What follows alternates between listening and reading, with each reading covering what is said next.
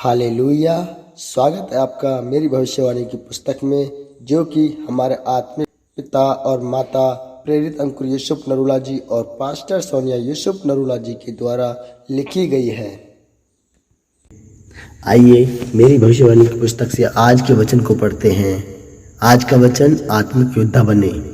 जैसे कि न्यायों की पुस्तक 3 के 1 से 2 में लिखा है, उन्हें परखने के लिए यहोवा ने इन जातियों को देश में इसलिए रहने दिया कि पीढ़ी पीढ़ी के इजराइलियों में से जो लड़ाई को पहले न जानते थे वे सीखें और जान लें।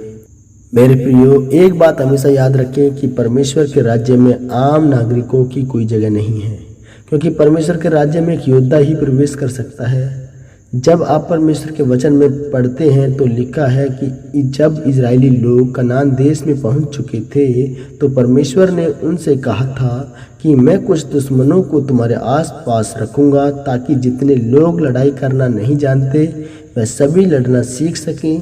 क्योंकि उन इजरायलियों में बहुत से लोग ऐसे थे जो यह नहीं जानते थे कि परमेश्वर ने उनको मिस्र से किस तरह निकाला है। उनकी उम्र उस समय बहुत छोटी थी, इसलिए परमेश्वर ने उन अन्य जातियों को अनुमति दी कि वह उनसे लड़ सकें, ताकि इजरायली लड़ना सीख सकें। याद रखें, आप एक फिक्स मैच के अंदर हैं और वह मैच है जिसको आप पहले से ही जीत चुके हैं। आपके आसपास जितनी भी चुनौतियां परमेश्वर रख रहा है वह केवल आपको बढ़ाने, लड़ना सिखाने और आपकी गवाही बनाने के लिए परमेश्वर की ही ओर से है। अगर आप नए नियम में प्रभु यीशु मसीह के बारे में पढ़ें तो लिखा है कि प्रभु यीशु मसीह को कोड़े पड़े, पैंतें पड़ी, सिर पे कांटों का ताज पहनना पड़ा। पर लिखा है कि जब वह क्रूस उठाकर उस पहाड़ पर जा रहे थे जहाँ पर उनको क्रूस पर चढ़ाया जाना था, तो वह समय ऐसा था कि जब उनसे वह क्रूस नहीं उठाई गई और वहीं सबसे ज़्यादा बेइज्जती वाला समय था। मेरे प्रियो, आज आप उसी क्रूस को अपने गले में पहने हुए रहते हैं। एक बात को हमेशा याद रखें कि जिस चीज़ में आपका दुश्मन आपको सबसे अधिक शर्मिंदा देखना चाहता है, परमेश्वर उसी चीज़ में आपको आशीषित करने और महिमा देने में इस्तेमाल करते हैं। मेरे प्रियो, आपके जीवन में ऐसी एक भी चुनौती नहीं है जो परमेश्वर ने आपको हानि देने या फिर मारने के लिए रखी हो। परमेश्वर ने कहा कि तुम पहले से ही जीत चुके हो। जो वायदा मैंने तुमसे किया था कि मैं तुम्हें दूध और शहद की नदियों के देश में पहुंचाऊंगा, वह मैं पूरा कर चुका हूं। अब जरा सोचिए, अगर आप परमेश्वर के द्वारा पहले से ही जीत चुके हैं तो फिर आपके जीवन में चुनौतियां या परेशानियां क्यों हैं?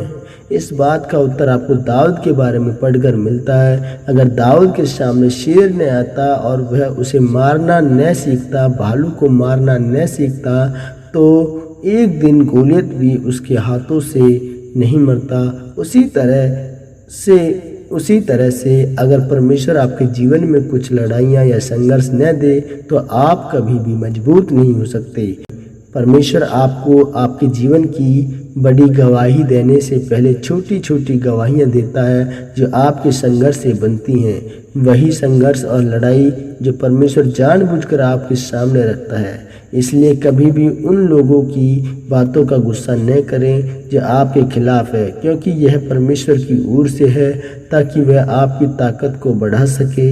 याद रखें, आज आपको वचन का ज्ञान रखने की ज़रूरत है कि परमेश्वर ने बाइबल में ऐसा कहीं नहीं लिखा कि आपकी चुनौतियां आपको गिराने के लिए हैं, बल्कि वह आपको ऊंचा करने और जिताने के लिए हैं। फिर आपके आसपास जो कुछ भी होगा वह आपकी महिमा को बढ़ाने के लिए होगा, क्योंकि शैतान जिस भी चीज़ को आपको शर्मिंदा करने के लिए इस्तेमाल करेगा उसी में आपकी गवाही सबसे बड़ी और अलग होगी। इस वचन के द्वारा परमेश्वर आपको आशीषित करें।